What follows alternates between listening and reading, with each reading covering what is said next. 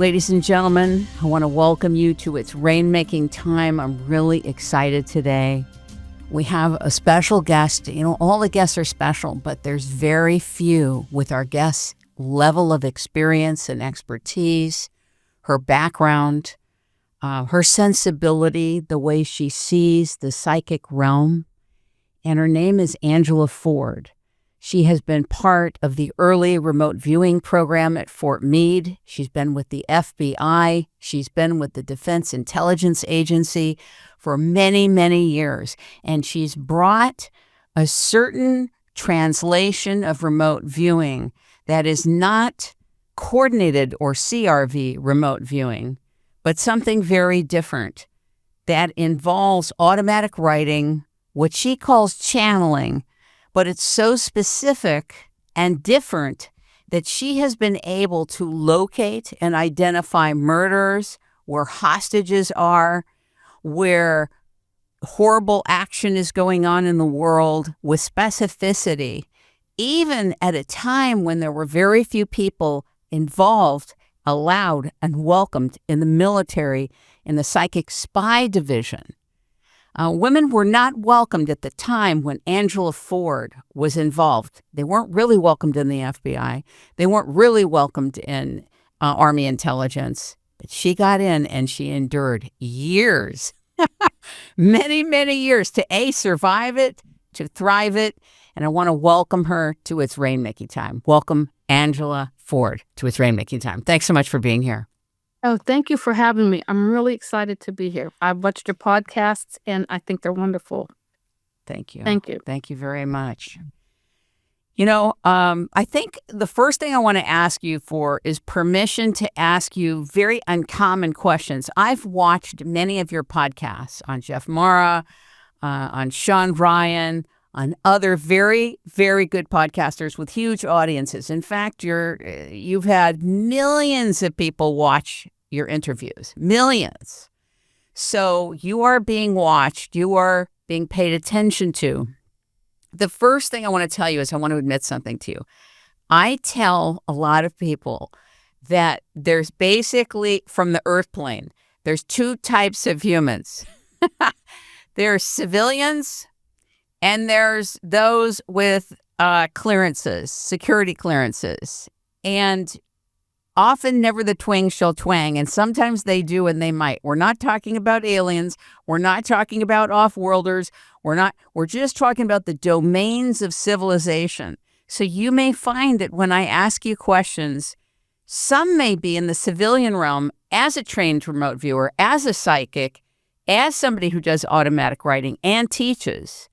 And the other is about the classified world, because most of us don't get it, that we're living in a society all over the world where there's a secret universe of people involved in classified technologies, classified industries. And I may ask you, can we talk about this? Yes. Okay. Yeah, in the intelligence world, I remember whenever I first got into the intelligence world, I was told we're still fighting the war. We're still fighting the wars. So that's when we do our job. We're still fighting the wars. We're still fighting the war. And I remembered one time President Clinton was on a talk show, and and I guess, I don't know if it was David Letterman or who, but they asked him a question, and he said, as we sit here, there were thousands and thousands and thousands of federal employees that work for the intelligence community, and you'll never see their faces and you won't know their names, but they are the ones that are doing the work to maybe help keep us safe and alive. Not to say that it's questionable what's good, what's bad, what's being done. It's questionable. Some of it is, of course. When you first got into the FBI, you had shared on several podcasts that it had to do with your eyesight why you left, and that you weren't totally happy there. Is that true? Did I get that correct? I was brought in 1978 or 1979, but it was a very low pay. I can't even remember. It was just low pay, but the goal was that I wanted to be an FBI agent. In order to be an FBI agent, they required people to have 3 years professional experience. I could receive that experience if I worked for the FBI for 3 years. And that was my goal. Now, what happened, I think after 2.5 years, I applied and I went to the Department of Army Intelligence, and that still would have accounted for the 3 years. I could have finished up, but I did not, for the FBI, in order to be a law enforcement agent, there's always an eyesight requirement. And the FBI has one of the lowest eyesight requirements of any type of police force. Wow. It's lower than the Secret Service. It's lower than the policeman, because usually the FBI is involved in white-collar crime. So if they're going to make an arrest, they know what they're walking into. And the agents don't wear suits. They don't wear uniforms that identify them as FBI agents. So you don't need the high eye requirement. I did not meet the requirement because I had an in-depth vision problem in my left eye. Now, they could not even correct that with glasses or lens, because if your glasses are knocked off, Right. just You didn't need to have the be eyesight. perfect in terms of eyesight. But why did you want to go into the FBI is my question. Why? I went with my sister. My sister had a criminology. I had a political science degree, and my sister had a criminology degree. And as my sister studied criminology, I became just fascinated with it, the investigation, the forensics of it, how policemen did their job. To me, it was, and the world was just opening up to females in criminology.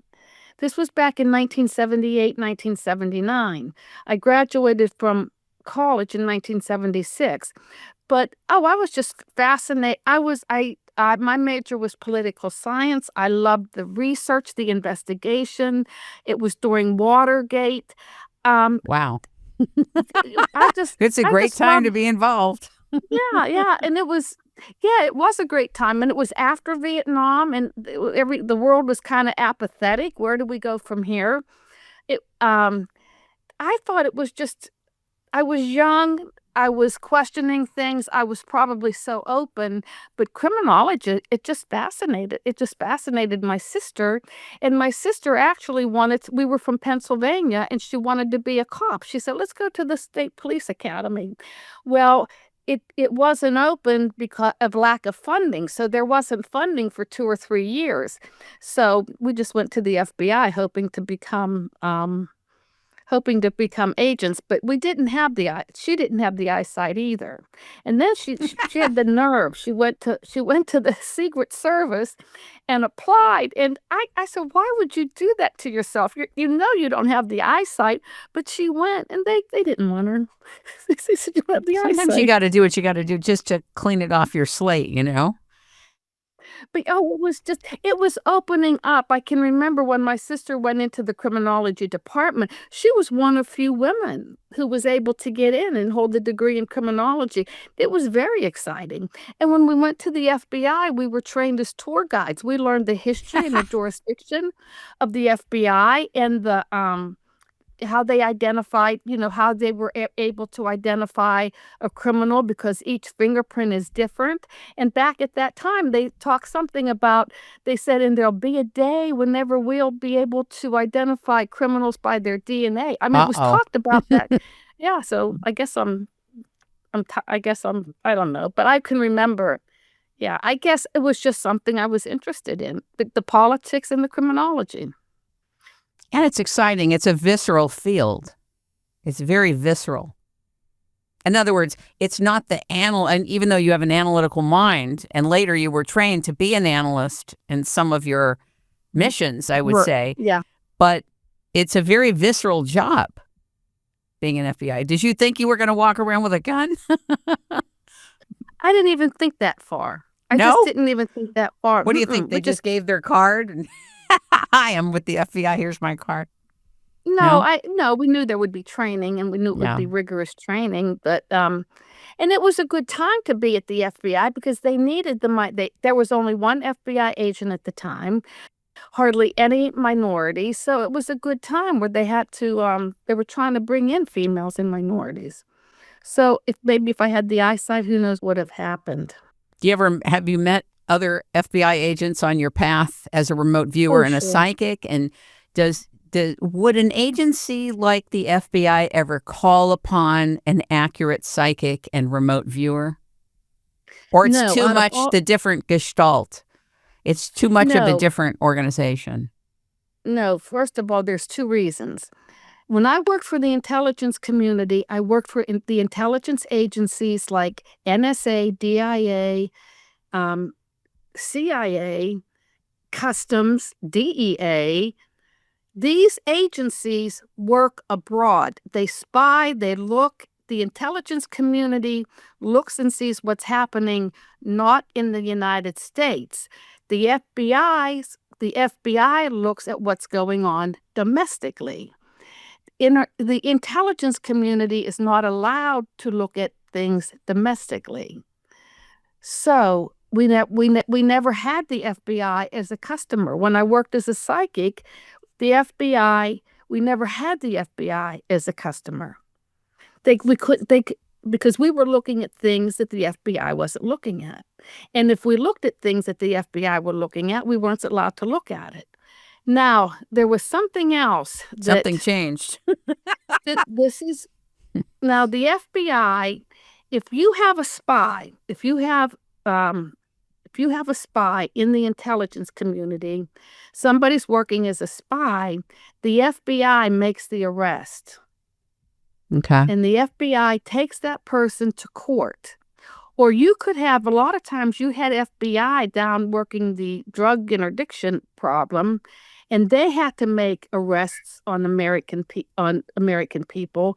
So no matter what's going on, if somebody has to go to jail or somebody has to go to court, the FBI makes the arrest. The FBI would never bring to court that they received information from a psychic because it would be thrown out.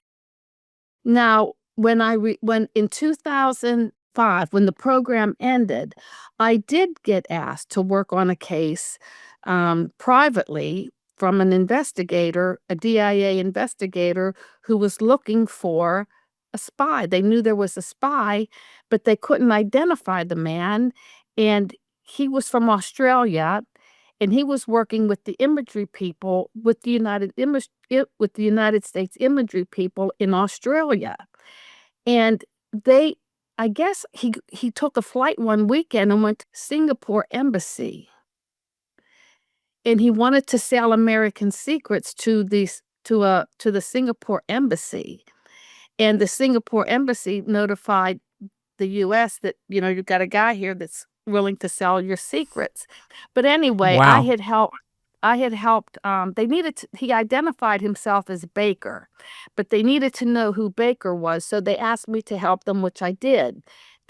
They were able to apprehend him, but the agent, the investigator, the Defense Intelligence Agency investigator who I was working with never told the FBI that he was receiving the information from a psychic, because he said that if they knew it They'll was a dismiss it. psychic, Yeah. that it would never get to court. And he said, and if it did get to court and they were able to put this guy in jail, they just didn't want them to know about me. But they did get the guy, put him in jail, and then after it was all said and done, the investigator that I worked with did tell the FBI that it came from a psychic.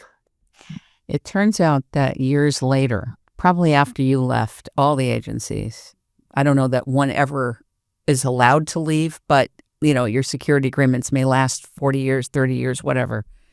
But it did turn out that the NSA was spying on American citizens, and that's what, and so that was a shock. I think that was back when Obama was president, that all that came out. What did you think about that as somebody who was internal? It came out after 9/11, and it was put out by President Bush, the second Bush president. 9/11 happened. Now, when 9/11 happened, I think, well, first of all, when I first went to the FBI back in 78 or 79, it was right after Vietnam. So there were these rules that you could not, Congress put out that you can't spy on American citizens. So they were trying to clean up the act because during Vietnam that we were spying on American citizens who did not believe that we should be fighting the war in Vietnam. Now, the FBI put a stop to that, or they said they put a stop to that. Now, in 2011, or after 9/11, George Bush gave the NSA access and allowed them to you can listen in on people's phones. You can do whatever you want to. Collect anything at any time. Anything. Without a FOIA, right? Without a clearance. Yeah, I didn't go for that, and I think that the reason he did it was he trying to ease some Americans' minds that we're fighting this war on terror, and this is the way we're going to fight the war on terror. He made the agency Homeland Security and put a lot of agencies, big building Homeland Security. Was that just to make Americans feel safe? How about the scanners in all the airports and all of that? Yeah. Yeah, TSA was formed too, plus all the scanners and Oh, what do you mean NSA was formed? No, I'm saying the scanners were put in all the airports. TSA, not NSA. TSA was formed. TSA. The whole infrastructure body. Now, were you in any of the agencies at that point? Were you during, let's see, 2001? Where were you? I was at Defense Intelligence Headquarters working the China. I was a Chinese analyst at that time. Do you speak? But no. Parlez-vous Chinese? No. No? No. Okay. You don't have to learn the language. You don't need to really learn the language to be an analyst. I think the only people that really need to know the language is if you work for the State Department. I see. But a lot of times they make the language a big deal. If you're going to be a country analyst, they like for you to know the language. But the only people that really need to know the language are the State Department people because they're over there living. And you did work, if I remember, Angela, you said that you had done some analytical work for the Soviet Union. You went to Moscow. Now, did you speak any Russian then? No, it was all English. I went to Moscow in 2015 after I retired from the federal government. Oh, wow. This was a private. I got on a humanitarian visa. See, what happened after the Cold War in 1991, I was a psychic. I was a remote viewer for our government. And the reason that we were receiving funding to do this was because our officials went to Congress and said, the Soviets are doing this. We need to do it. So there was a big the Cold War was on. We spied on them. They spied on us. And this whole remote viewing program, the money was put into it because the threat was the Soviet Union. When the Soviet Union fell in 1991, our contractor was a parapsychology researcher with a doctorate's degree in physics. He came to our agency and said, I'm going to Russia and you're going to pay my way to Russia. He said, this is the most open the country will be, and I want to go and I want to meet their parapsychologists. I want to find out what they were doing in the field of paranormal, what were they studying, and he wanted to know what was going on. So we paid him in 1991 to go to Russia. Well, about 10, 12 trips later, he keeps going and he's meeting the researchers, the heavy hitters who were involved in parapsychology research. Eventually, he was there one time and I guess they trusted him, but they asked him if he wanted to meet the general and who was the head of the Soviet psychics.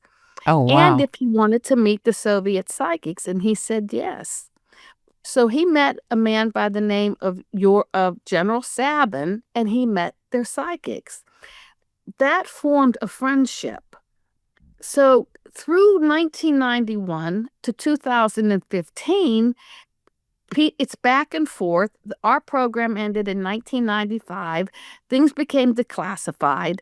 So there was a book written. It was called ESP Wars, East versus West.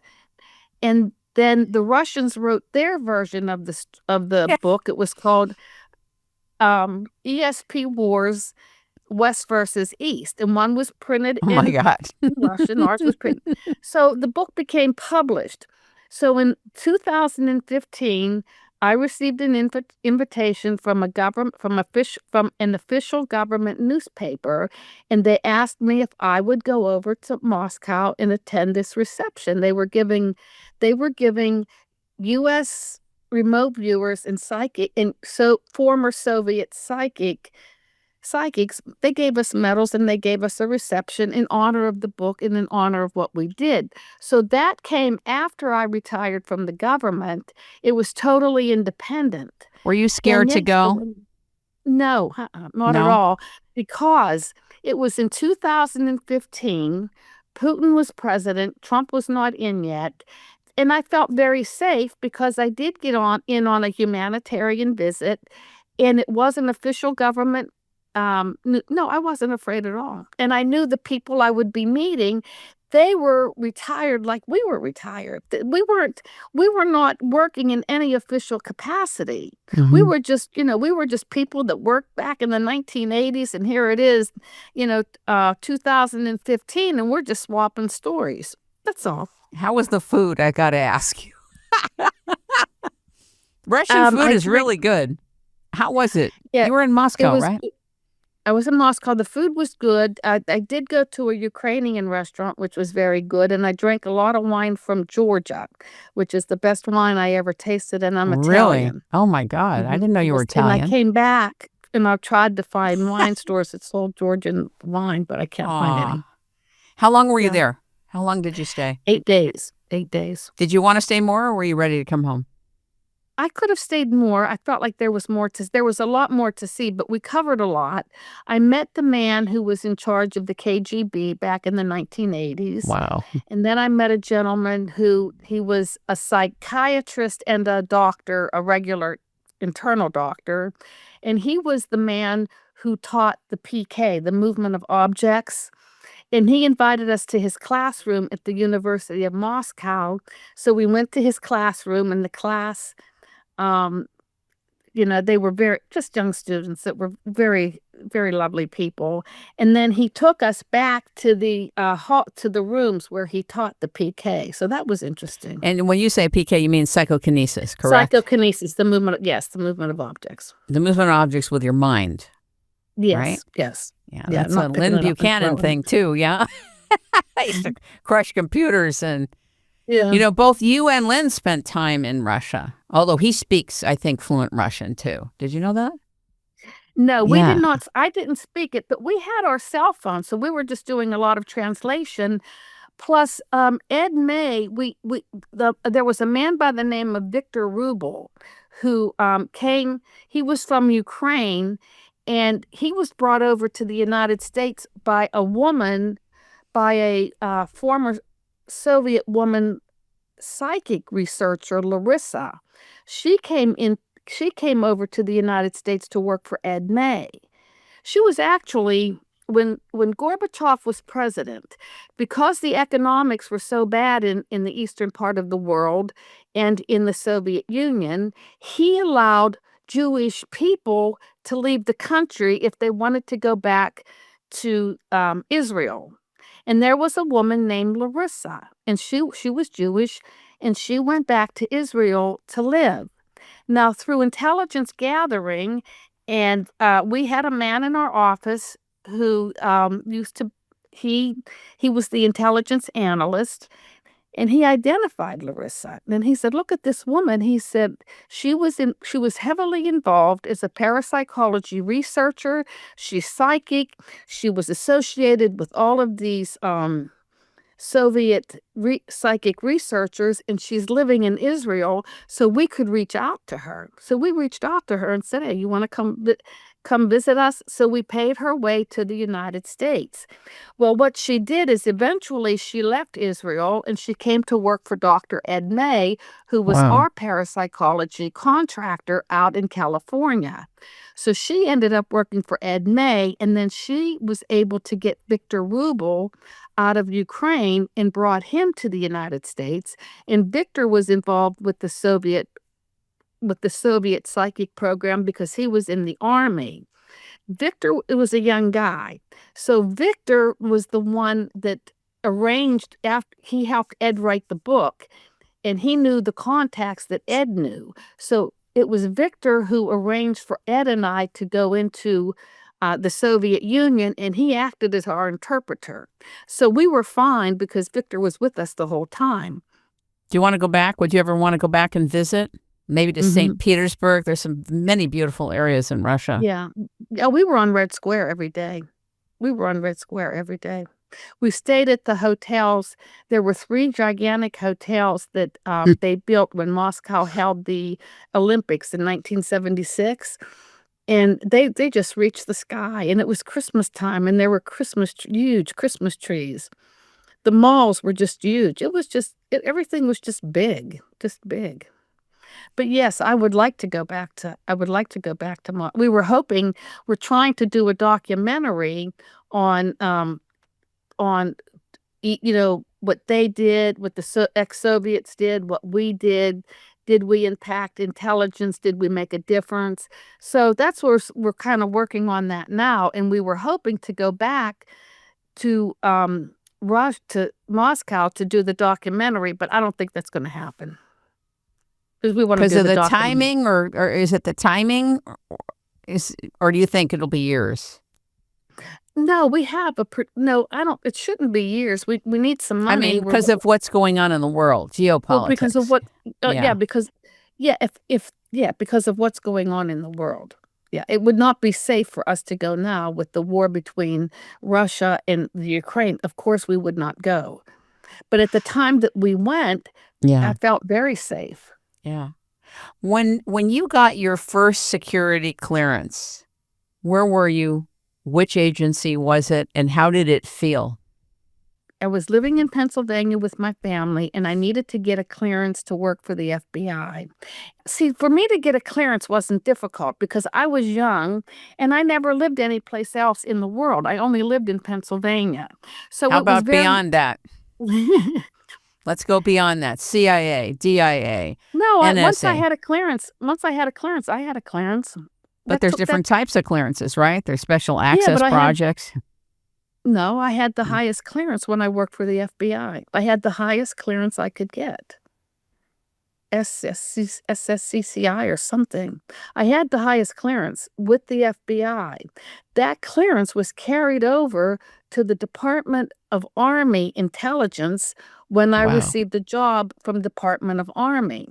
I had in fact, the clearance is what helped me get the job with Army because they didn't have to spend money on getting a clearance. It cost a lot of money to get somebody a clearance. It cost for investigators to go out. It costs a lot of money to get one individual cleared and to grant them a clearance. So my clearance started at the FBI. And it ended 32 years later. Now you get a security upgrade every 5 years. So every 5 years they have to make sure, like, is she okay? Is she doing okay? But once I had my clearance, I had my clearance. Now, there are programs, they're called special access programs. Their NSA is known for their special access programs. These people, like if you go to NSA, you see all these locked doors, doors are locked, people are behind them working. You don't know what they're working on, but you have to have a need to know. If you sign a piece of paper, you go into a vault, you sign a piece of paper saying, I need to know this. So it's a need to know. And then you just sign, date it, they time it when you go in, they time it when you come out. And so then you can be read on to maybe find out what somebody's doing. But the overall clearance I had. Got it. Very interesting. Very interesting. It's just sometimes you need to be read on to certain things. When you were at all of these different, let's say the Army Intelligence and the DIA and the Defense Intelligence Agency, was there ever a time when you were concerned for your well-being based on the projects that you were psychically involved with? No. Have you ever worked for DARPA? No, I never worked for DARPA. Have you had interface with people from DARPA? I knew people that worked for DARPA, but I don't know much of what they did. They were an R&D agency. Pretty developed now. God help us all. Right? Yeah. I want to talk to you about the fact that the marketplace of psychics, the marketplace of intuitives, is saturated in the way that podcasters are saturated. If you have lips, you can speak, and you have a mic, you're a podcaster today. So with that in mind, and with the knowledge that it's not quite as saturated as podcasters, but basically as people are coming into their own intuition, as they're coming into their own psychic ability, a lot of people declare that they're psychic when they're not. They have ability, but they're not psychic, like highly developed psychics. So I want to ask you some questions I think that hasn't been asked of too many people that are psychic, which is this. When a person goes to a psychic and they ask a question and they turn it over to the psychic to receive whatever it is the answer, the direction, etc. Typically speaking, I almost said the patient, the customer doesn't say, within this time frame, this month, the next 2 months, to narrow in the field of the reception of the psychic. So a lot of times, like I've gone to supposedly really good psychics in my life, and they were 20 years off the timeline. Oh, sure. Yeah. When you give us, that's a disservice to a customer that's paying a lot of money to somebody. It happens all the time, right? And so my question to you is, how do you avoid, as a psychic who's dedicated and authentic, being so many years off the mark if you don't narrow down the time frame? When are you asking about blah, blah, blah? What do you think about that? Well, first of all, whenever you go to a psychic and a psychic starts working psychically, the timeline goes away. The timeline just evaporates in the psychic realm. So when a psychic starts reading, they usually can get information from the past, and they can usually get information in the present because the footprint is there. So when you start reading, I do something with numerology, and that tells me about the person's personality. Then you can do something about where they are in their life, and that kind of gauges you where they are in a year, for maybe about a year. And then you can do more information to kind of gauge out maybe 1 or 2 years. So you can do projections out. The problem is when you start projecting out and going into the future is not set in stone. It doesn't have the footprint. So the future it can change. It can change. And often does. Right? And it does. Now, as far as the timing is very difficult to get. So when a psychic works, I tell people right away, timing is difficult to get, but I'll try my best. And then I just use a methodology. It's just basic numerology that kind of helps me project maybe 2 to 3 years out. There was a time before I learned this, that I was like everybody else. You would just report information, not know. I remembered when I worked the hostages in Lebanon. They would ask, when are they, they're going to be freed, or are they going to come out? And I would say, yes, August, September. Well, it was August, September, 3 years later than at the time I was working. So I understand. What if they asked you, sorry to interrupt you, but what if they then said, Angela. August, September, which year? I bet you could have answered it if you were getting that kind of concrete, no? No, because then you have to go into numbers like 1993, and psychically you don't get numbers. You get psychically, information is received conceptually. It comes The psychic information comes from the right part of the lower part of the brain. It's the same part of the brain that allows a writer to write and an artist to draw pictures. That part of the brain, it doesn't deal with 1990, it doesn't deal with numbers. It doesn't deal with that kind of information. So you have to bring it in another way. It's how you ask the question. Exactly. It's how you ask the question to bring in the answer. Ladies and gentlemen, we're going to go to a quick break, and we will be right back with Angela Ford. Stand by. What if you found out that you could form a question in such a way as to expedite the resolution of that which is seeking resolve in your very question? When you ask a question, you're setting something into motion by the very formation of that question, which acts like a vacuum, and that vacuum seeks to be filled. The more you're able to form a question with the elements of the question seeking its very construct, the faster you'll have solutions, discoveries, direction. It could be said that question formation is a science that has to do with energy in the vacuum and solution delivery. It has to do with physics, electricity, magnetism, forming something in such a way that the answers, the direction where the discoveries and the answers are,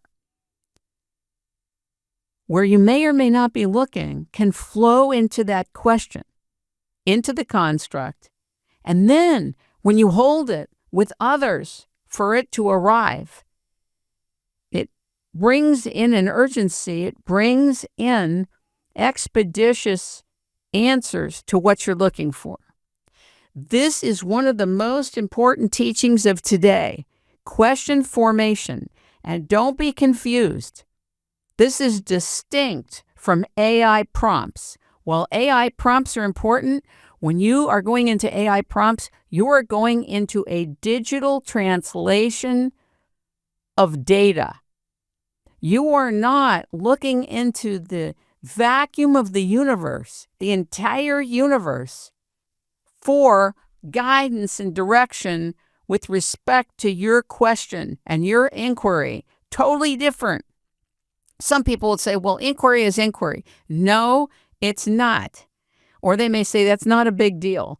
Inquiry is one thing. If you're doing it digitally, it is totally different than question formation into the vacuum, into the magnetic field, into the electrical universe, which brings in direct translation, direct data in a way that AI cannot. For those of you that are interested in learning this, I'm available to teach it to you, whether it's online or at your location, to leaders and agencies and organizations and groups and communities. Question formation is this science that everybody needs to learn and develop and become proficient in.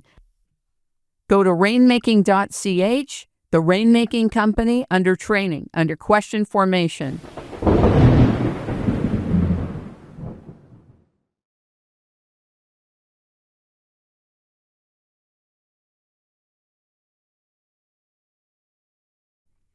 When somebody asks the psychic a yes or a no question, a psychic conceptually receives information.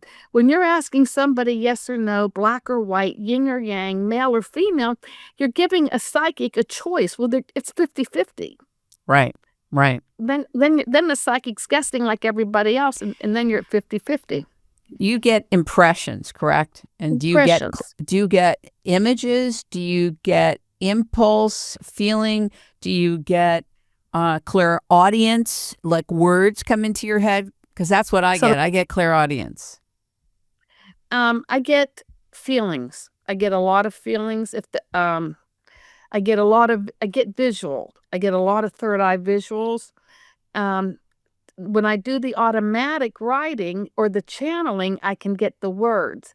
Now, a lot of times people think because you're a psychic that this third eye's open and you see and you see and you see. A lot of times I don't see. A lot of times it's like it's feelings, it's automatic writing, it's words. The third eye is it's the third eye area is what helps you to visualize and to see. And the eye area can open, but sometimes it doesn't stay open for that long. So I have to rely on other information. Do you use any implements or tools to do your particular psychic work in these modern times? Yes, I do automatic writing. I do I do I do a meditative technique. If I do meditation where I can pick up visual information if I'm working for a scientist or doing a remote viewing task. If I'm giving a reading, I do automatic writing. I do tarot cards. I do numerology. It depends on what my psychic task is. Whatever it is, then I choose the methodology that I will use. When does automatic writing come into play in the modern day times for you? In other words, do you do it before a session, before you sit No, with somebody in session, or during the session? during the session. During the session. Really? And do you find you do automatic writing a lot more today than you did before? I know the Army said that you were bad girl or something like that because you were Bad doing habit. I had a automatic bad writing. habit. You had a bad habit? They were gonna teach me. I walked into the program with a skill set that they completely ignored. It took about a year and a half before I could use There's my skill set. There's a guy named Ira Progoff. He's passed on now. He wrote the Ira Progoff Journal Method, where you do automatic writing and you ask questions. Like you can ask a question about a project and get in a conversation about a project through your hand, through writing. It was the most amazing thing that he created out of New York called the Ira Progoff Journal Method. A big wow. And that's where I learned about automatic writing, even though they didn't call it that. But it came from your subconscious when you started to write with your hand and ask questions, and you could have a conversation with a book, with a project, with a future mate, with a friend that you had a conflict with. It was fascinating how it could be resolved, and what you would get. So another thing, very religious people, and I won't say which group, but there are certain groups that believe that anything out there that is not covered like in official prophecy is demonic or is infiltrated by agency that is dark or evil or malevolent. I know obviously you don't think that, but what do you think about the fact that on one hand you could have a pastor prophesize at a church and everything is fine, and a remote viewer or a very developed, excellent psychic could pull in information and he or she is demonic? What is that? I don't know, but it's not right. I don't think it's fair. That's terrible. I know. It's just it's not good. I don't think it's good. Well, let me ask you this. I guess it depends what somebody's perspective is, what they grew up believing, because people have asked very interesting questions about what are you receiving in the transmission and what is directing the transmission to us, in this case, to you. And could there be interference in this psychic realm? Oh, there is. There is. Because Talk about it a little bit, because I think it's important. Okay, because when a psychic gives you information, he or she is receiving information from the ethers. So Yes. there's information floating around, and somehow I've got to get that information to here, and then look at the manifestation in whatever tool that I'm using, and then report it back. Well, as the information is coming into my brain, of course there's distortion. The environment, is it hazy? Is if you're going to be off, you're just going to be off. So if a psychic can be 85% correct, 90% correct, even 95% correct, that is a good psychic. Now, if you go to a psychic and they tell you I'm 100%, they're not going to be 100%. I don't think most people would even believe if somebody said they're 90%. I'm 100%.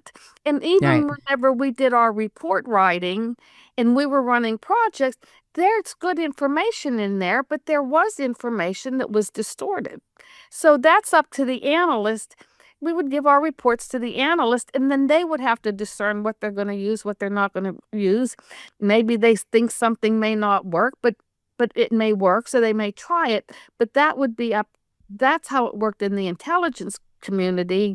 But with you, whenever you give people readings, they don't like it if you're real, if you're totally off. But I'm not 100% when I give my readings. Nobody is. You just can't be. Do you get feedback in the modern times from your clients?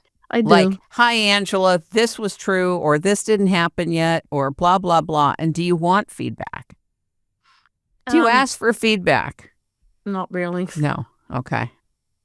Not really. But people will email me and say, this happened, that happened. I said, thank you. But when I worked for the government, sometimes feedback was very difficult to get. They may have given you a project or maybe wanted to look at something. You may have supplied the information. The information may have gone to the analyst. And sometimes you could not get feedback. And so a lot of times I've learned to live without the feedback.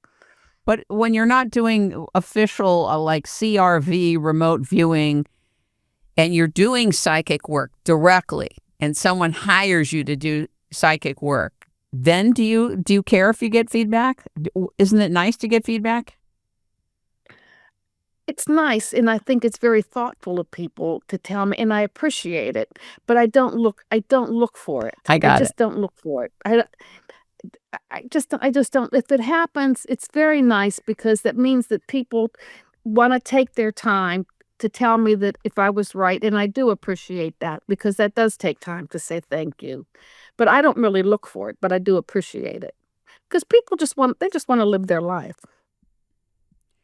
Do you feel that there are people that are finding out that they have psychic ability that can be strengthened, but they're not really in the 90%, and they'll never be? Like they develop to a point. I was a former tournament tennis player for 13 years, so I know what I'm talking about this. And then there are people that come in, whether it's generational, like in your family, your mother, it was very developed that way.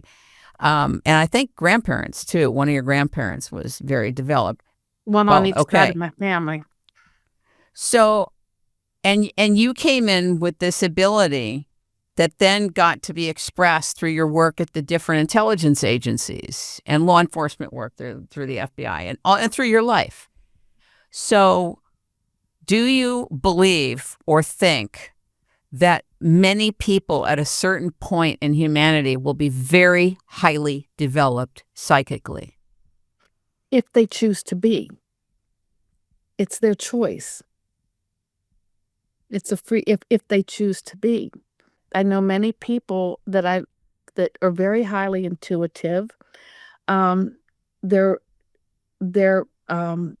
evolved people. And I look at some people I would just love to have in class, but they don't choose to. It's like they don't want to. If you choose this, you go more on a spiritual path. There is work involved. It's free. It's what they choose, what they're going to choose. So I don't know what people are going to choose. Don't you think that there's a certain part of the human design that has a firewall coming into life up to a certain part of our lives that's always there to protect us from maybe things our soul and our incarnation is not sufficiently developed enough to have in its fullness. I believe that people are born with the ability. That's we come out of the womb because our psychicness tells us it's time to leave. We die because our psychicness tells us it's time to exit. So I believe that we are psychic intuitive. Everybody is. I think everybody has that ability. Now, some people have it more than others. Some people, some people want to develop it. And even if they go to 80 or 85%, that's good. Some people they may want to try to develop it.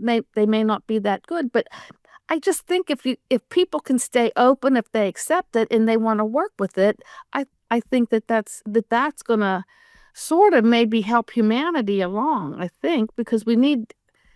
I don't know if I'm answering this correct. Do you want to ask the question? No, it's again? fine. That's fine. Yeah, you've answered it. I mean, to the best of your ability, you've answered it. Where are you at about what's happening on the earth right now with all these wars? Where are you at about concern? Do you have concerns that you can share with us that you would like to express? I'm concerned about if I turn on the computer, am I being controlled? I'm concerned about when I talk on my cell phone. It's not so much, can they hear me? Are they collecting what I'm saying? Can they hear what I'm saying? I'm not so much concerned about that. I'm concerned about them manipulating me. Back when NSA started to, listen in on people, they're collecting information. We have gone beyond that. Now we're going into manipulating. And that's what scares me because, I guess what do? I turn on the computer and somebody in China can take my brain or are they manipulating me? So I am afraid of the manipulation. I'm also afraid because of this technology, I'm afraid that the consciousness and this technology is getting too close and things are happening at such an accelerated pace that it's like the consciousness is getting close to the technology, and I'm afraid that we're going to cut ourselves. Is it going to cut us off from our divinity? And that's what I'm afraid of. I'm afraid of the control. I don't like it that, I have to show they call it real ID, where I have to go to the driver's, to, the motor vehicle and show a birth certificate, a marriage certificate. They have all this information on me, and then I have a card with a little silver thing where I'm being tracked. I think that's terrible. The digital ID is coming, which will infiltrate the bank, all banking transactions, all transactions that we make. Humanity is going to have to stand up or become slaves. I mean, that's where it's at, really. And we're seeing it unfold before our eyes in Europe and other locations in the world. We are the last bastion of a country that has a constitutional republic and a document about the founding of this country. And to the extent, I just did an interview with Dr. Edwin Vera on presidential authority with regard to the National Guard. It was like 3 hours long in audio. I've done a lot of work with him. And it just seems like, so many agencies, so many governments are violating people's right to to breathe, to walk, to be without being tracked. Like, I just found out that all the people that went to the celebration of life or the memorial for Charlie Kirk were all geofence tracked. Hundreds and thousands of people's phones were tracked at that event. Like, that's a terrible violation. Terrible. And that's the society we're in. I don't think your concerns are off the mark at all. I think you actually know it's happening. It's on. Yeah, and I do think that I mean I don't think that I don't think that NSA or anybody should be listening into us into Yeah. but I do think that when 9/11 happened, this country was not prepared for a terrorist attack. When it fought Vietnam, it was not prepared for an unconventional war. So we were not prepared. So I think what they did is they just brought it well, listen to it was a way that they thought It they was could bring it in. normalized. Yeah, it was yeah. And it's not right. And we still don't know how to fight terrorism and because we're still building weapons and we still have our defense lobbyists that I think that we should learn how to fight like the terrorists do, to fight unconventionally. But you just Isn't that what the mind is about? Unconventional wars are with the mind, with the individual and public minds. Don't you think that's happening? What do they call it? Fifth generation warfare? yeah, I guess so.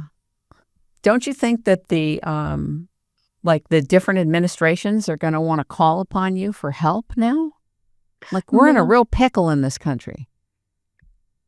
No, I think so much now when at the time that I was working as a psychic, I mean, you had the big 3 you had the 3 big methodologies that could collect information. You had the signals intelligence, you had the imagery, and then you had the spies, the men on the ground. And then so everything was pretty normalized and simple. Those were the ways you collected information. But I think now, years later, they're probably collecting information in so many ways through electro-optics. There's different ways that they're collecting information, so they may not need the psychic so much, but I don't think that, I just don't think people are interested enough. I don't think But people but in remote viewing, you would look at plans and intentions of people as well. Oh, sure. So on the plans and intentions aspect of remote viewing, it would seem like that the U.S. government is still very interested in you. If you were interested in still doing that. Yeah, they're just not. They're just not. When I worked as a remote viewer, there was an official unit. I mean, congressional language was put in. We had our money coming through Congress. So everything was official on paper. So if people wanted to use us, they could. Now, a lot of times people say, well, they can use you in an unofficial capacity, but I don't think they really think of us. When we were official, I think we got some attention, good and Don't you bad. think there's a program still going on, even though they say they've declassified it? Come on. Don't you think there's a real program still going on? It's just that you may not know about it. Maybe so, but I don't know what they would be doing. I mean, I don't know. I Okay. don't know. And if they were, what are they doing and what psychics are they using? And I'll tell you why I don't think. Because whenever there was parapsychology research that was put out, studies were done, books were done. If somebody was serious about having a program about how it works, why it doesn't work, or what are you doing? How did you run a remote viewing session? What were the protocols? What were the methodologies? Somebody would be reading those books, or if they want to do it the right way, I would say somebody would have to look at these books and start looking at what did we do? How did we do it? And no one's looked at these books or studied the book. So if somebody's doing it, they may be using psychics, calling them in and asking questions the wrong way, thinking that psychics can get information that they cannot get. So even if it's being done, more power if it is being done. I think if it can help, that's great. But I do know that we were official, and I do know of what the scientists were coming up with, why they thought it worked. We were good. Psychics were good at strategic information. Once the war started and we were in a tactical environment, the psychics didn't work that well. So if you've got a war going on and somebody wants to use a psychic to ask them about tactical information, I mean, we knew Don't ask a psychic about tax. Once the war starts, the psychic isn't any good. So there were things that we knew. And we knew that because we knew what worked and we knew what didn't work. And this was all done by trial and error back in these early years. So, Very, very exciting. And if it's good, I mean, if somebody can come in and they can ask a psychic a yes or no question. And I mean, I teach classes. I do give What are you teaching now? What are you teaching now? Remote viewing. And I teach remote viewing 1 and remote viewing 2. In remote viewing 1, it's just general remote viewing, but in remote viewing 2, I bring in military targets that I can get off the internet. And so they're military targets, and they're a little bit harder than just general remote viewing because they usually have certain things you have to look for to answer an intelligence question. Did you ever meet Dr. Elizabeth Rauscher? No, but I heard about her and I read about her on the internet. But she was, my friend Dr. May knew her from the early years. She was wild. I loved her. She was a riot and brilliant. Oh, she had so many patents and things going on, and no matter if her life was threatened on the Congress stairs by a colonel and whatever, but she just kept rolling around and she just kept going. And she had a great sense of humor through all the heaviness. Ladies and gentlemen, we're going to go to a quick break and we will be right back with Angela Ford. Stand by. A person's voice represents their energy, their vital energy. You can feel their spirit. You can feel either trust, trustfulness, authority, honor. You can feel a lot of things: love, warmth, coldness, distance. And this is communicated all the time without the person who's communicating knowing that it's being communicated. So when you present a project, a podcast, an audiobook, and the content and the voice is dissimilar, you have what's called a discordant communication. How many great books are on audio with completely improper voices who cannot tell a story, who cannot put inflection and warmth or whatever the book requires into it to engage the listener, keep them there, and have them referring people to listen to that audiobook. The story may be great, the book may be great, but the voice detracts. It actually doesn't add to the book. This happens all the time. And it happens with projects that are presented. It happens with products that are presented, presentations of all kind, investment presentations. And someone's voice is not neutral. It either engages and enhances the situation or it detracts, and there's usually no neutrality about it. If you would be interested in having voice work, coaching in the area of voice work, packaging for your products, services, businesses, or projects, call the Rainmaking Company at 626-398-8652. This is a great service. Thank you so much. At this time in your life, if you had the option to live another 100 years, would you choose it? Yeah, because I want to live, yes. Yeah, I would. Do you think you could? I would try. I don't know. Sometimes I think about it and I think that we could. I think that if the DNA would change, we would need certain help from planets or other outside forces. But yes, I would love to live. I just love to live. I don't want to. I think there's still so much to learn, do, and explore. Absolutely. Now, can we talk a little bit about the off-worlders, the extraterrestrial scenarios, realities, and where you're at about it? Where are you at about it, Angela? Well, I've had UFO experiences, and I've also had an alien contact. So I believe there are UFOs out there. I believe that they have been with us since Earth is only one of many planets. We're a Right. planetary system. Of course, other things go on other planets, but yeah, I believe in it. And I believe that they're here to help us because they've helped us before. They helped us in civilizations before. Earth became very dense. It became third dimensional. So Earth is the only planet that doesn't have the ability, I guess, to travel or to see what's going on with other planets. But yeah, I do believe that there are UFOs and aliens. I do believe that, and I don't have a problem with it. When you say you've had an experience with an alien, what does that mean? I felt I must have gone through a portal or something because I was face to face with, I guess they call them the Greys. They were the ones with the round face and the little black eyes. And I felt like I knew them before. Getting to know you.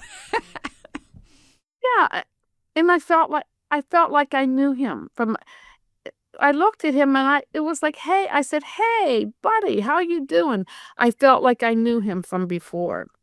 I just Give us a context. This is kind of coming in like a particle. Give us a context for this. What were you doing? Were you astral traveling?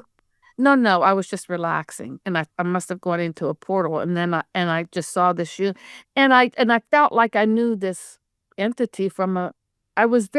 It felt very comfortable. It felt natural. I wasn't in fear, and I was happy to see him. And it was like, hey, how you doing? I haven't seen you for a while. What did he say? Nothing. I took something. He had an instrument and he probed me and then I took the instrument from him and then I probed him. And then that was it. You guys must be doctors. Yeah. They must be with the medical profession. Who knows? Yeah. So and anyway. When you say you know about UFOs, you mean the flying? I've seen a UFO. I've had 2 sightings of UFOs. Can you share where?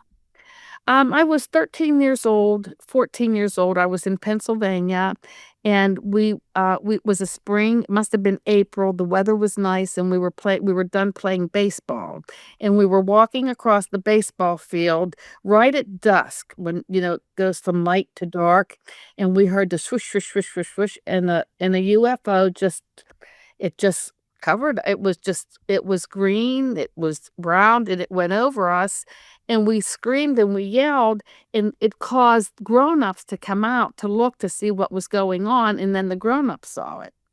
And then I saw another UFO sighting in 2010 when I had retired. I can remember being in Maryland, and it was that same feeling, that dusk to the light to the dark, on a spring day, and I could just, in fact, the UFO was it was very large, and I could just see it. It wasn't moving really fast. It was more just hovering, and I can remember seeing that.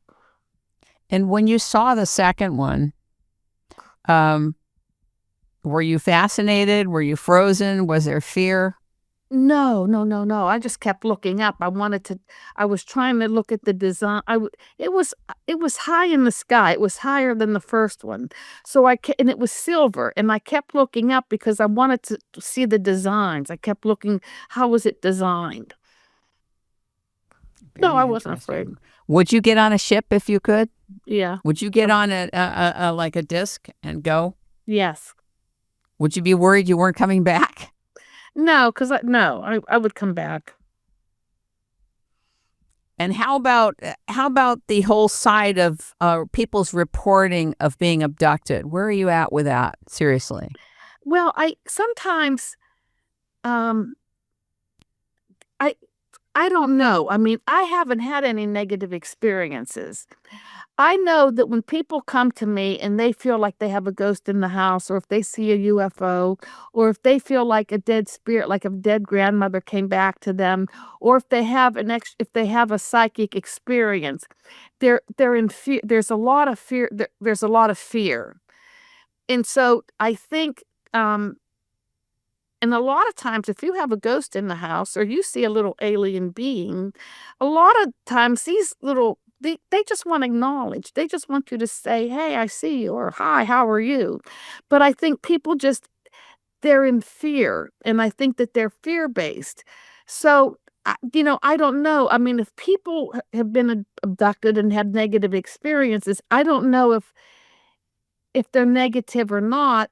Maybe I don't know, but I never, I can't say if they're negative or not, but I just always tell people that just don't be in fear. You just don't have that fear. It's I think a lot of times it's fear. I try to get people to come out of their fear. Did you ever hear the story about when my sister channeled a negative energy, negative No, entity? no. Okay. When I If started I did, I'll tell you, but go for it. when I started to channel, my mother sent me a book by Ruth Montgomery. It was called A World Beyond. And she was an automatic writer. She was a channelist, and it was after my father's death. My mother sent me the book, and she said, "Read this book. It will help explain your father's death," which it did. And Ruth was she was an automatic writer. I resonated with that book. So I said, "I'm going to try this automatic writing." And she wrote to her guide named Fletcher. So I said, "Well, let's see if I have a guide." So I had a guide, and he said his name was George. So, we're right. So George gave me good information about my family, about my deceased father, about relatives. He told me about my cousins who were trying to adopt the baby, and the baby was adopted. Very good information. So my sister said, "I'm going to try the channel." So she started to channel through a little guide named Maury. And she was receiving pretty good information. And Maury said, so he'd come up and he'd say, "Oh, by the way, I am a negative spirit." So I told my sister, I said, you better be careful because, some of these, you don't really want to get on the dark side. You don't want to be on the dark side. If it's negative, it's not really good. So I told my sister to be careful. So she said she'd be careful. Well, so then she started channeling again.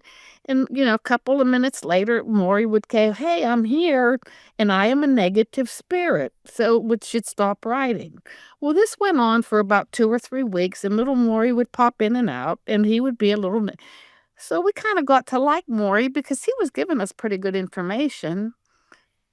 So my sister was taking an astrology class at the time, and her astrology professor told her, she said, "I want you and your sister to go see Fred Mansbridge. He owns a psychic institute, and you two should be studying from him because you have to understand what's going on with you two." Because she probably thought we're sitting at home just channeling. We don't know anything. So the night before, my sister made an appointment to go meet with Fred Mansbridge. And that night, he said, "Tonight I am leaving you forever." Well, by that time, we were like, "Well, you don't have to go." We kind of liked him. So he said, "No, tonight I'm leaving you forever." So my sister went to see Fred Mansbridge, and she said, "I'm channeling through an entity named Maury." And Fred Mansbridge said, "No, no, no, no, no. You're channeling through an entity called Maurice. Maurice is the positive, and Maury is the negative." He said, "Address him as Maurice." So we started addressing him as Maurice. He acted the same way whether he was Maury or Maurice. So from that, I learned that there's negative energy and positive energies, and that you just got to live with both. I've done a lot of segments on the Bible, on Buddhism, on Kabbalah, the Torah, from different traditions in different languages. And I know that I was told that in the Bible, there's this expression called familiar spirits, that they can trick us, they can seduce us, they can deceive us. Yeah. And that the big thing is discerning what's interacting with us, right? That was, that was right away. that was right away when I started channeling. Oh, of course, everybody came. Oh, how do you know that it's positive? Well, I don't know, but I like this information that I'm receiving. It's telling me. I mean, I think one of the things that was very profound for me was that they said, your father's with his son, and I'm thinking, how can he be with his son? My two brothers are here, Mm-hmm. and here my mother. When she was pregnant with my brother, she had a miscarriage. She would have had twins, Oh, but she had a wow. miscarriage. So the baby was on the other side. And apparently the baby is part of my family karma. So when I leave, I won't be with with that spirit who would have been my brother on earth. There was a reason why maybe the baby didn't want to come through. See, all of that is karma or, decision. And then my sister would get a lot of information on my mother's relatives who we didn't know that had passed on. And my mother was able to confirm a lot of information but I know as soon as I started to do channeling, and then with my sister, with this little Maury, that's what we were getting. A lot of people that, oh, well, how do you know it's good? And we just enjoy. So after a while, we just shut up and people were coming after. Well, I don't know what's happening to me, but it feels good. And I like what I'm doing. And I like this. So I just blocked it out. And then after Mansbridge said, Maurice is the positive, Maury is the negative, then then did he act any better? No, he just acted the same way. And it taught me. But yeah, I know about all of that. I know that. I know all of that Yeah. because Yeah. when my sister was getting Maury, we looked into it. And I said, Mm-hmm. and I contacted some people that I knew in Pennsylvania that my mother knew, and my mother had friends, and we were looking into this. And I was talking to somebody, and they said, do you think your sister needs to see a psychiatrist? So I asked my sister, I said, do you think you need to get psychiatric help? And she said, probably. I said, you think you need psychological help? She said, probably. Oh, my God, that's funny. She says, but right now I don't have time to get any. So yeah, I know. I heard all of that. And Mm-hmm. even when people start channeling, and I know. And then you take people, the shamans. I used to take my mother, when my mother would visit me, I would take her to a shaman and they would do their things to release the spirits. But I didn't. When I studied with Mansbridge, um, he, he just reassured me that I was okay and my sister was okay. When you were you came into the remote viewing at Army Intelligence, at that time you were not forced to do CRV, right? Except at the beginning. Were you at the beginning? No, coordinate remote Controlled remote viewing? No, it was coordinate remote viewing. They Coordinate called it remote controlled viewing. remote viewing because they can't use the word coordinate remote viewing because the government paid SRI to come up with coordinate remote viewing. That is that is owned by the government. It's not owned by Interesting. SRI, and it's That's a not owned great part of history you're sharing. Yeah, everybody thinks coordinate remote viewing was owned by Ingo Swann. The government paid SRI to come up with a Yeah. methodology to explain something so that they could go to Congress and get money, to receive money, because every time they would go to Congress to request money, Right. Congress would laugh at the psychic. So they said, come up with something. So they came up with They coordinate. package it. It's a package. It's a It's package to packaged. sell it. So they came up with coordinate remote viewing, Right. and the government paid SRI to do it, and SRI tasked Ingo Swann. So Ingo Right. Swann, so it's owned by the government. Now what My happened? question was about a part of it. We'll go into it, but the purpose of my question was to get to asking you. My understanding through Lynn Buchanan is that part of it was repackaged again as controlled remote viewing, but I understand what you're saying in terms of where it started, what it was called, where it came from. My understanding is that protocol, a big part of it was designed to avoid the contamination of the mind. That's true, but you can use other methods. You extended remote viewing. came about before coordinate remote viewing. People were doing, which is nothing more than the silver mind control. Can you explain what you were able to with that? Extended? Okay. The silver mind control is a methodology where you put a question in an envelope and you task a psychic to do something. So a psychic relaxes, they close their eyes, and they go into a semi-hypnotic state or they meditate. And it's like you take and you turn on the television and you start watching television, and what you're watching is to answer the question or to see the picture, what's in the envelope. And whenever you're done, you turn off the TV and then you come out and you report what you see. So that is extended remote viewing. It's nothing more than ESP. This is mostly how people work. The coordinate remote viewing was brought in because they needed something to explain to Congress. So right, understood. I guess what Ingo did, he put it in steps.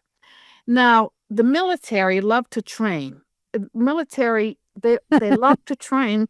So to the military, when they came out with this manual, to them it was a training manual. Oh my goodness, now we have something we can train. So they took this coordinate remote viewing and manual, and they made it part of the training, and they made it part, of course, their military, and of course it's all military, they stick together, so that's what they did. Yeah, and it's under intelligence gathering, so that's why it was able to be received when it first kicked off, correct? Yes, yeah. And it overrode the extended remote viewing. Now, when I came into the program, Lynn was doing extended remote viewing, and then eventually he did the coordinate remote viewing. But Lynn and I are the only ones that came in under General Stubblebine. And I interviewed, by the way. I interviewed years ago before he passed. Yeah, we're going to talk about that. We came in through him, which the other people in the unit didn't like General Stubblebine. Because they were coordinate remote viewers, it was the right way to do things, and they just saw Stubblebine as a spoon bender. Which he was. He kicked off a big part of remote viewing now, didn't he? He managed the whole project, didn't he? Was it Stargate? Do you need water? Get water. It's fine. Yeah, let me get some water. No, Stubblebine, because he was the head of Army Intelligence. But Army Intelligence, they rotate generals every 3 to 4 years. There were other generals that were ahead of that program before Stubblebine. Interesting. He just inherited the program whenever he became a head of Army Intelligence. But I know Lynn really loved him. Lynn really connected with General Stubblebine, at least from what he shared publicly and all these years. He was very much under the tutelage of General Stubblebine. And when you interviewed him, did you like him? What did he say? Well, I interviewed him and his wife, and it was a medical show that was going. We were talking about how medicine is being tyrannically taken over in the United States, and the books internationally that are about taking away the rights of humans to their own bodily autonomy. So he was trying to explain to me in the interview, I didn't know him, and I don't think I knew Lynn then. It was earlier on. His wife, Rima, or whatever, he was explaining to me, look, you don't understand, this is war. And I was in a very metaphysical space of more innocence and knew what was going on, but the approach was very militaristic in terms of how he was explaining it. So I didn't understand the demeanor, but now I understood why he was the way he was about it, And Dr. Rima, so yeah, I mean, he has a strong demeanor, a very, very strong demeanor, but of course, look at his background. So you'd have to, Yeah, see, this is how I can explain, there were different facets of Stargate and where they were and how it came together. And this is what people don't understand, but I can do that if you want me to. Totally your call. Okay, this is what happened. Back in 1976, there were strong reports that the Soviets were doing this remote viewing. Now, the government did not have a program because of the MK Ultra from the CIA, because they were using things for mind control. There was a man by the name of Jack Verona, and he got his doctorate's degree down in Duke University. He was dating a woman who eventually became his wife, and his future mother-in-law worked for two parapsychology researchers called Ryan and Ryan. They were a husband and wife team. He became very interested in psychic information, research. So Dr. Verona got hired by the CIA as a head scientist, and he started to send Stanford Research Institute small amounts of money because he knew that they were doing research in parapsychology. So from the CIA, he's giving them not a lot of money, but enough to see what they're doing, finding out what's going on. Seed money, kickoff money. Yeah, kickoff. Yeah. Okay, now there was a guy down in Ohio with the Foreign Technology Division in Ohio, and his name was Dale Graff. And Dale was receiving intel reports about everything that's going on over in Russia and what Russia's doing, and he's feeding the intel reports up to Jack Verona in Washington D.C. And Verona's like, we got to, we got to get something going here. Well, in the meantime, you had a guy. There was a general sitting at the Pentagon. He was part of the Joint Chiefs of Staff. And there was one that was the head of intelligence, and he had a guy working for him by the name of Skip Atwater. And Skip was supposed to be a great remote viewer. Well, and Skip's feeding this general information about how the psychics are using, how the Soviets are using psychics. So Skip tells this Joint Chief of Staff, get a unit. We need psychics. So they started bringing in Army, because it's Army, people that they look for the psychics. Now, the psychics were not full-time at first. They were only brought in on a part-time basis. So you had a little bit of money going out to SRI. You had Dale Graff in Ohio, and then you had a small little operational branch under the Department of Army part-time. So you had three agencies. You had DIA, Foreign Technology Division, and Army Intelligence. Well, Dale Graff got an award. His award was that he was given a sabbatical for a year. And Dale wanted to go to SRI. He wanted to go down to Duke University. He wanted to go to Princeton because Dale was very interested in psychic phenomena, and he was interested in PK, psychokinesis. Well, when his bosses found out that he was going to take that year off and do that, they rescinded the award. They didn't give it to him. So when Jack Verona heard that, he said, Dale, come on up to Washington, D.C. Come work for me. So Dale left Ohio, and he went up to work for Dr. Verona. And Dale's job really was to find out what are other countries doing in the psychic realm. So now you have Dale Graff and Dr. Verona at DIA. Now, in 1976, somebody found a downed airplane. They used the remote viewers. And because they found a down airplane, they made the remote viewers operational full time. And that was under Army Intelligence. So whatever general was the head of the U.S. Army Intelligence and Security Command, they inherited the remote viewers. So there we had one General Rogola, whatever general was the head of the Army Intelligence, they inherited the remote viewers. And as long as you had this guy, this general at the Joint Chief of Staff, he was a Joint Chief of Staff, he's allowing it all to go. So everything's secure, fine.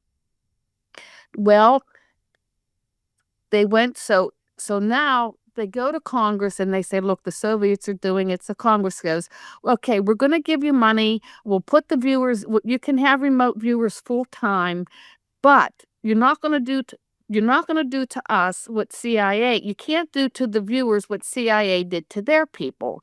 So they brought in lawyers from the Pentagon. They brought in, that was called human use. And they were told what they could not do to us. If Ed May wanted to experiment with us, there were certain things that he could not do. And that there were human use laws, so that they just couldn't. That's a very important part of history that you're describing. Yeah. See, that's why a lot of people think, they don't know that. They think in fact, we were told if I went over and did a remote viewing session, I would have to say that I put myself in a self-hypnotic state.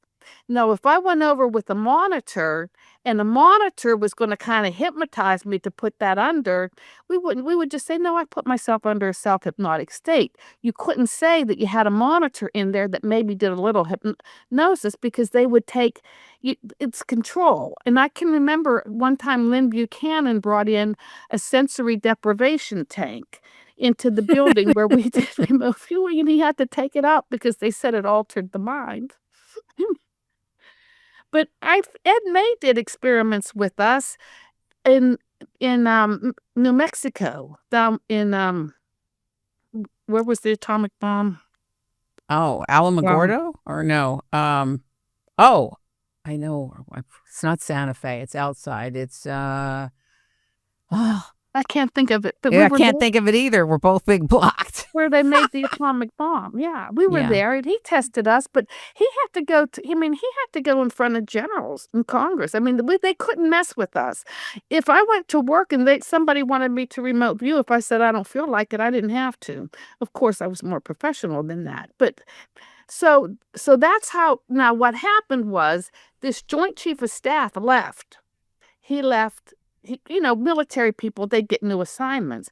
Once he left, General Stubblebine was then ahead of Army intelligence, because because we lost our support at the Pentagon level. Stubblebine, the new guy, told Stubblebine to cease and desist, so Stubblebine just retired. Now, Stubblebine came in because he was... I didn't know that either. Before Stubblebine became a head of Army intelligence, he was the head of TRADOC, which is the Army. It's the Army School of Training. This is where they train soldiers to be soldiers. It's in Arizona.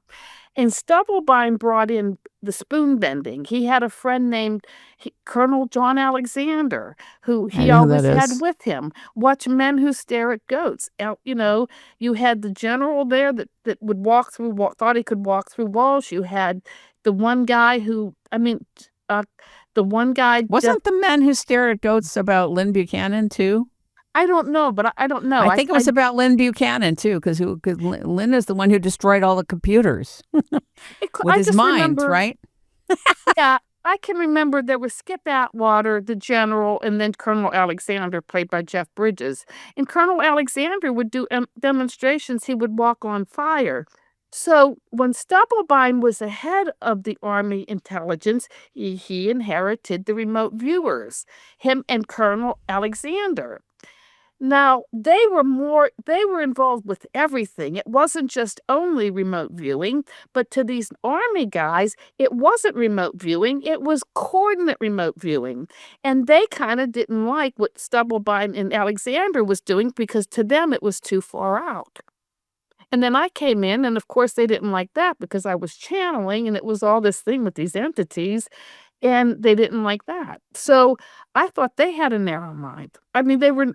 and they didn't. When I came in, they had enough people they were training people in coordinate remote viewing, and they had remote viewers that were doing coordinate remote viewing. There were a few of us. Lynn was doing extended remote viewing. The boss at the time was doing extended remote viewing. I came in, they hired a new trainer, and I think they had to give him something to do, so they gave him me. That's how I went into extended remote viewing. I remember. That's how, because there was a new guy that came in, and he was friends of the boss, and he needed to get out of Germany, because if you do an overseas assignment, you can only stay there for 5 years. His 5 years were up, so he called he said, "Hey, I'm coming back to the States. I need a job." So he had a job, and I think he needed something to do, so they gave him me. What a history you've been through. Ladies and gentlemen, we're going to go to a quick break, and we will be right back with Angela Ford. Stand by. It could be said that one of the most important aspects of being human, one of the most important, is to stay receptive throughout one's life. It's actually one of the most challenging things because a lot of times the events in our lives get in the way of us staying receptive. Our hearts become closed or blocked. Our imagination is blocked or underutilized or not utilized. And staying receptive is imperative. The more society and civilization is struggling or in decay or in breakdown and is being disrupted at every level, the more receptive we have to stay. But most of us have a hard time doing that.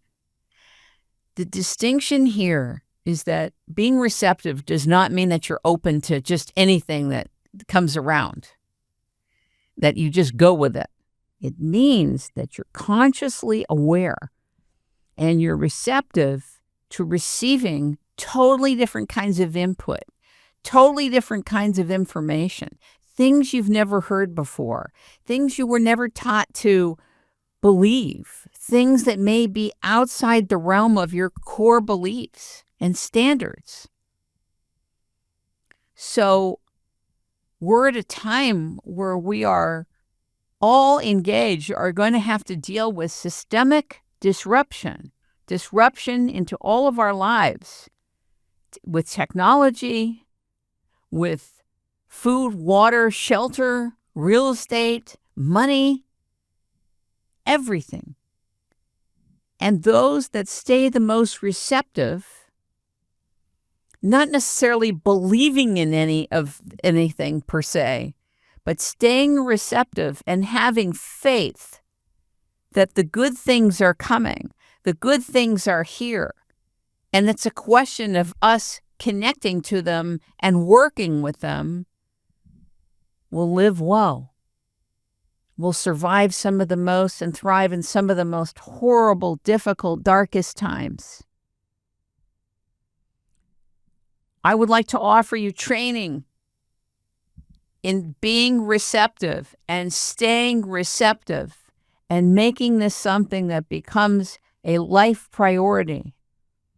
It doesn't matter where you are, what you're doing, who you're with, who you know, what you own. Your life and well-being will depend on you staying receptive, no matter what's happening.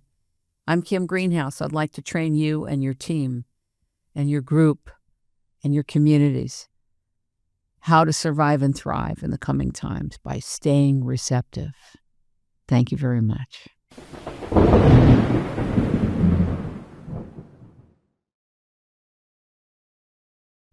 Are there people that you connect with today that are still alive and either in the work or retired, but you can talk to them? Oh, yeah, I still work for Ed May out in Ed, he has his laboratories for fundamental research. We're trying to do a documentary. Joe McMonagle, I'm constantly in touch with him, the Monroe Institute. He's helped me with my classes. Help him and his wife. Are you teaching at Monroe, the Monroe Institute? I teach twice a year there. I teach the last hour of remote viewing too. He gives me that. And then I stay in touch with Ed and Joe, Lynn a little bit, but that's about it. So just a couple other questions for you. Do you pray, and what do you think about prayer? I think it can be very powerful in that it's very powerful in that you can move the energies, and I think it works, and I believe in a higher power. I believe in a higher power. I feel that we can tap into that energy. I pray all the time. Do I had you? my husband, I just pray all the time. My husband was in the emergency ward yesterday, and they Oh needed to my get a God. sample, something from him that they couldn't get, and I just went out, and it was so long of a day. It was just and I just remembered going out, and I'm just going to the angels. Angels are messengers of God, and I said, "You gotta turn this around, and you gotta turn it around quick." And somebody new went in and got what they needed, and we could leave. Oh, yeah, I always pray. Sometimes that's beautiful. Sometimes when people think about, if people are very religious and they think about either a psychic or a remote viewer or both, they assume that they don't pray. They assume that they don't believe in God or a higher power. And there's this assumption that you're just not there, but you're there. It's just you translate what you're doing differently than other There's a people. book there's a book, it's called The Sacred Magic of Angels by David Goddard. And I bought this book years ago, and I had a little dog, a little puppy, and she chewed it was the best book I ever bought, and she just chewed it. She just chewed it all up, so I didn't have the book anymore. Well, years when I went to buy the book again, it was very expensive. Now I just bought the book, and they did a new edition because there's much more information in it than when I first had it. But in it, it talks about the angels and how they are messengers from God and how God delegated them. They come right from God, and that you are allowed to petition the angels for prayer. And you have 7 angels, 7 archangels, 1 for each day of the week.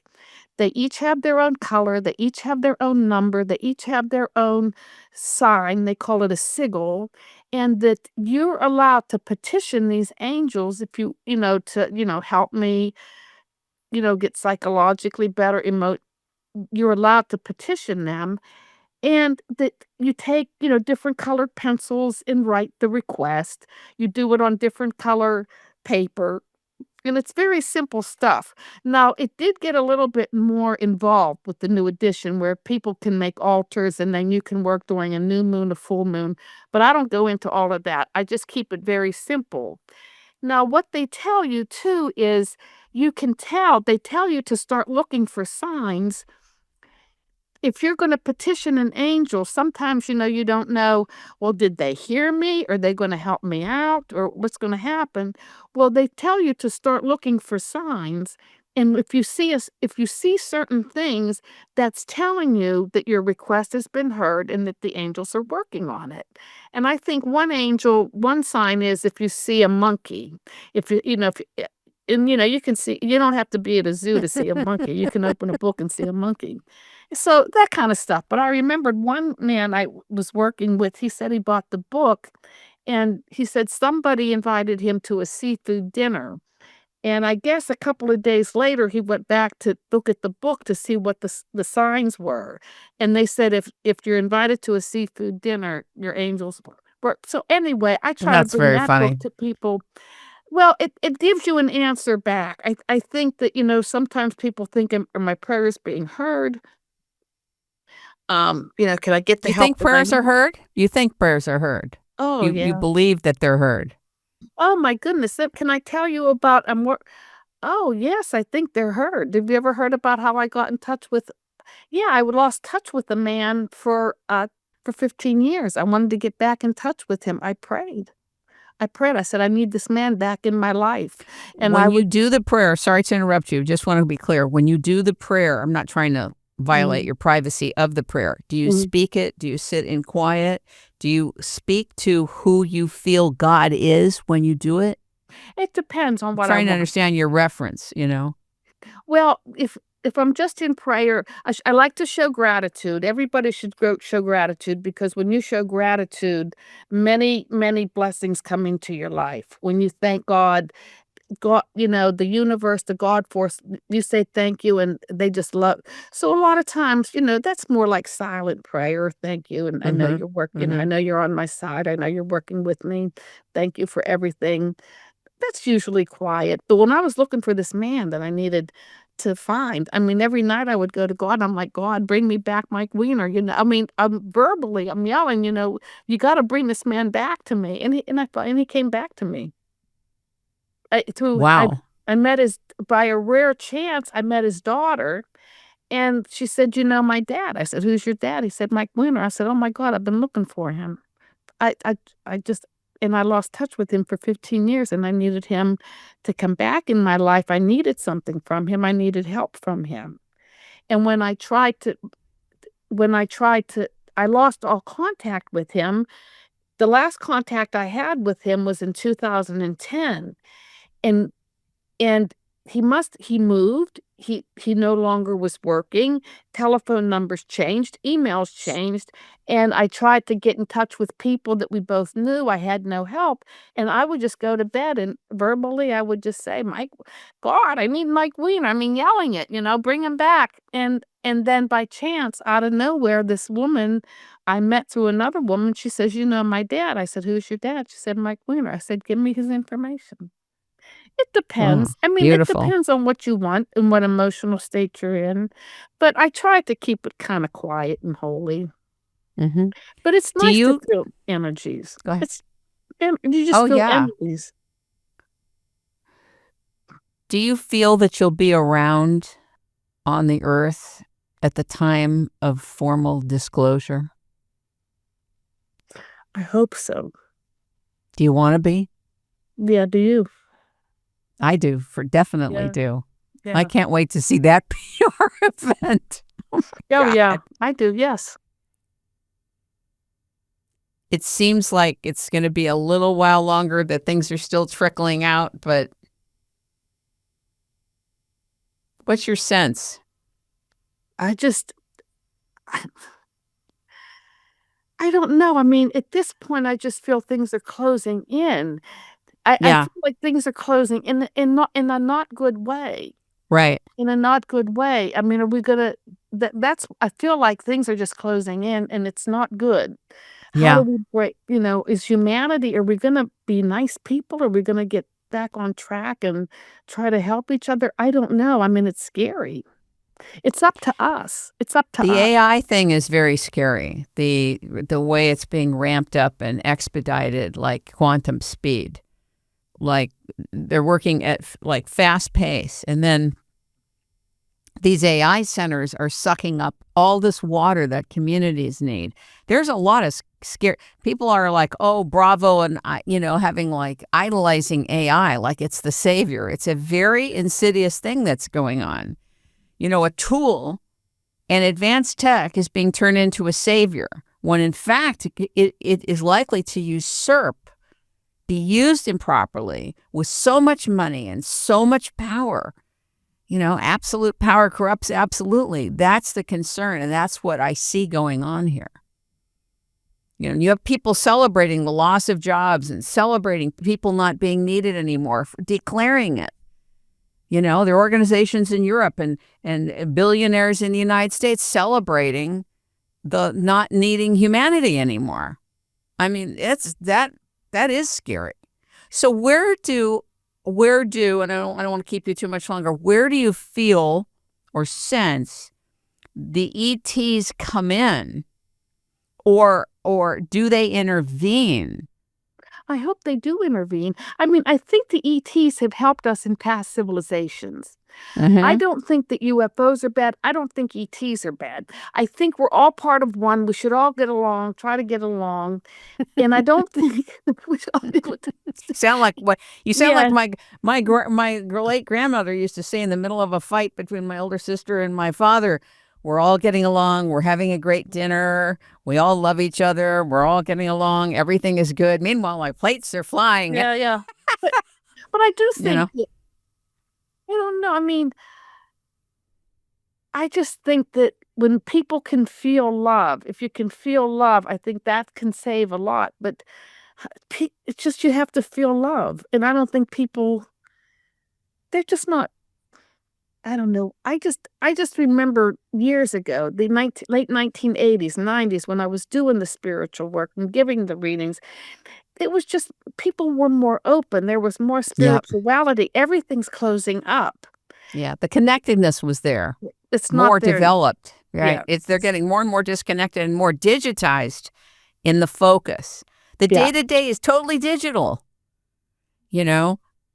and people are concerned they're not going to be free-range humans anymore. They're going to be chipped in some way, shape, or form, and literally they will have a choice, either merge with AI or you're not going to be in society. And that's what it's looking like it's happening. But we need to stand up. But there's a lot of organizations that are tempting the public, particularly the youth, that this is cool and this is good and look how cool it's going to be. It's a very insidious. And then that makes the Bible people that have internalized it as everything factual say this is what we're talking about. This is what the Bible's talking about. So it's a very tumultuous time. It's an exciting time. It's also a scary time. It's scary to me. Yeah. And another thing too is remote viewing is a technique. It's a technique. So when you had military officers doing remote viewing, these people weren't into I was brought into the spiritual, then I learned remote viewing. People were brought into remote viewing. They didn't want to bother with the spiritual. They didn't have to. All remote viewing was a technique. They teach you how to access and describe the picture in the envelope. You don't have to be spiritual to do that. And that went well with the Army people and that went well with their religion and their beliefs. So now you have remote. If you go on the internet, there, people want a remote viewers. You can do what the military did, and I don't think all of that's good either, because they're not being. There's a spirituality that there's a responsibility and a spirituality that goes along. If you're going to access information with your mind, there has to be, I don't know, accountability. Yeah, something. Yeah, accountability, responsibility. People will say and really the anything. maturity that undergirds that. Yeah. Oh, psychics will say anything. They'll go, "Oh, you were bad in the past life." I mean, a person already feels beat up in this life. They're going through problems. Why would you bring up a past life and make them feel worse? And I knew two women who actually were psychologists, and they were practicing. They worked as psychologists, and then they became psychic and started to give psychic readings. And as psychologists, they had rules and guidelines that they had to follow. And when they became psychic, they said, "Oh, wow, this is like a free world. You can say and do anything and not get in trouble," where they could lose their license as a psychologist. So you got to watch it. You just have to watch it. There's a huge subconscious transfer of power and authority when one has a psychic reading or session that is very subtle, meaning whether they accept it, whether they believe it or not, a lot of the power of discernment is turned over to the reader. And this is a thing that I've seen over time that happens, and people don't even know a lot of times that it happens. You can still honor your reader. You can still receive what they're transmitting and sharing with you and be listening for, the jewels of the translation and the transmission. But sometimes if the person's not good, they can interfere in the person's life and put in elements of interference that take somebody totally off course. And that's so the ability to get the information is one thing. The ability to transmit it and translate it is another.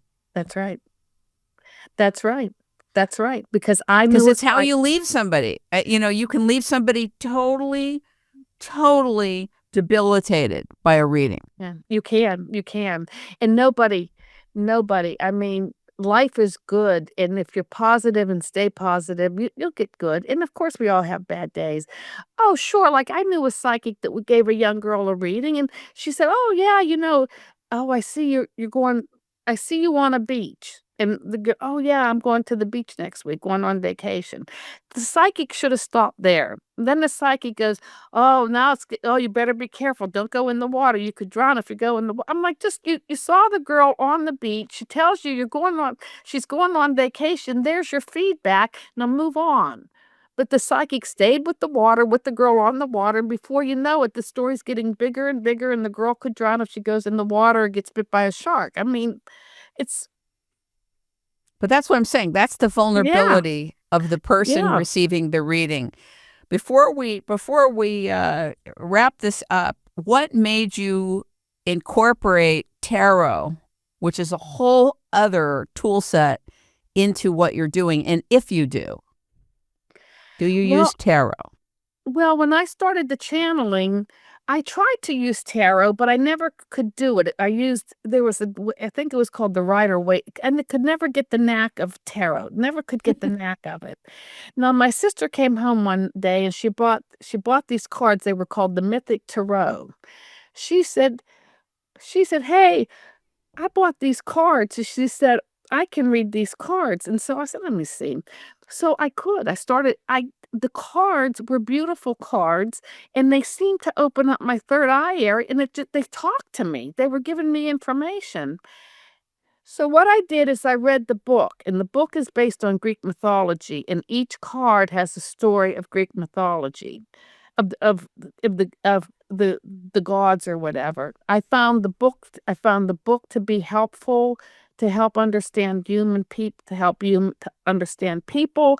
I found the cards to be beautiful, and it just happened to be a beautiful tool. It's just a wonderful tool that I use when I give So reading. when you're doing a reading, do you pull out one card, two card, three I cards? pull What card do you pull out?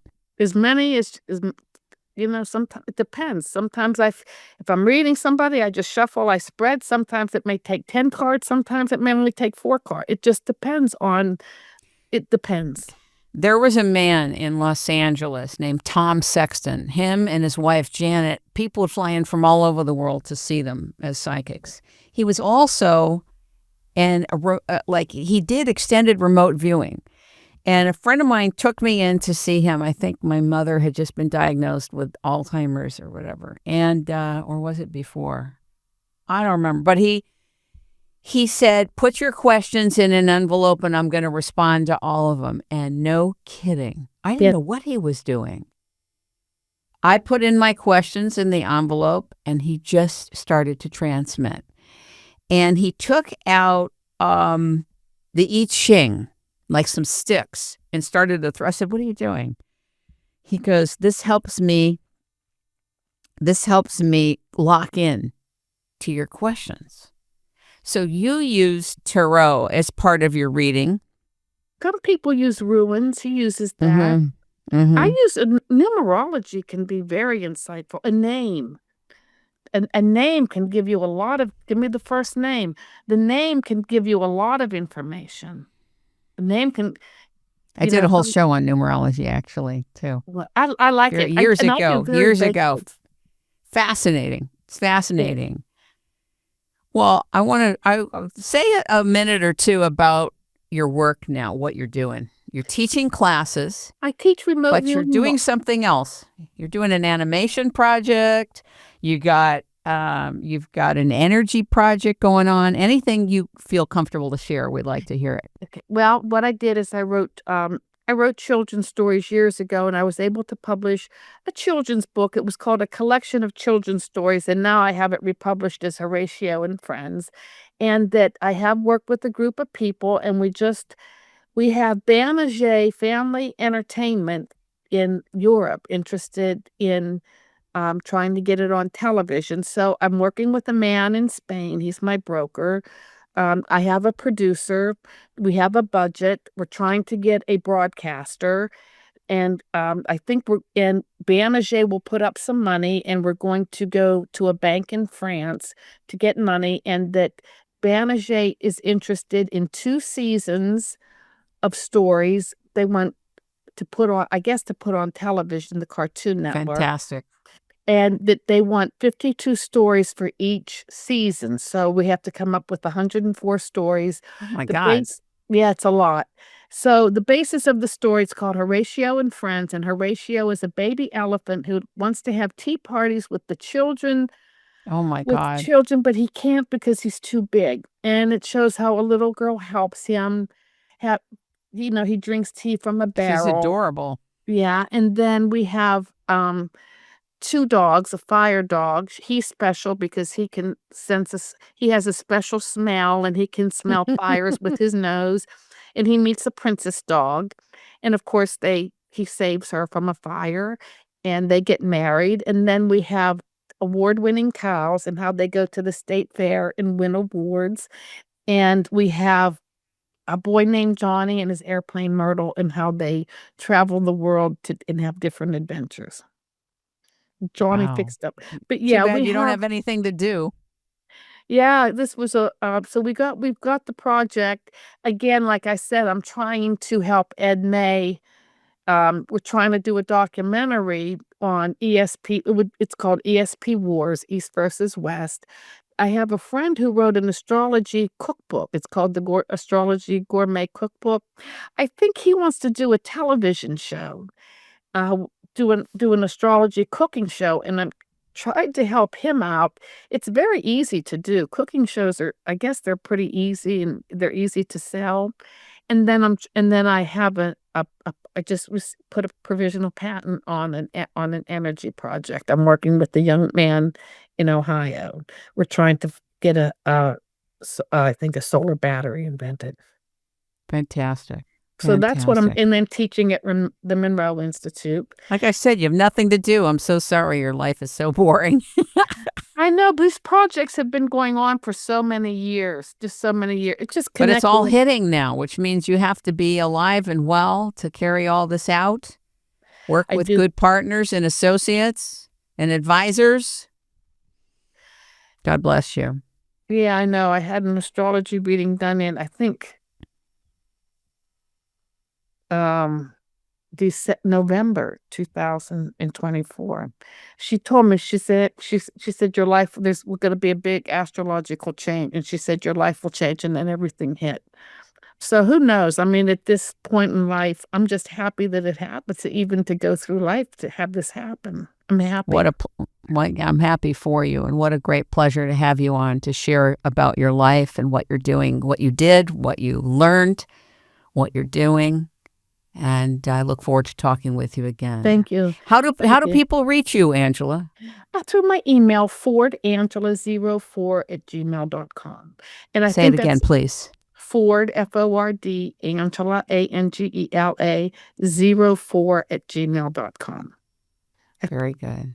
Thank ladies and gentlemen, if you would like to hear this and other interviews with remarkable people like Angela Ford, you can go to rainmakingtime.com or .ch. If you would like to advertise with us, you're welcome to do that. And also you can hear the show on Apple Podcasts. And also we are on YouTube. Reluctantly, we're on YouTube, and we hope to be on a new platform soon. You can go to rainmakingtime.com or .ch. That's where 550 segments are with remarkable people from all over the world. And we thank the Rainmaking Company at rainmaking.com for sponsoring this. Thank you so much. It's Rainmaking Time. Thank you, Angela. Thank you.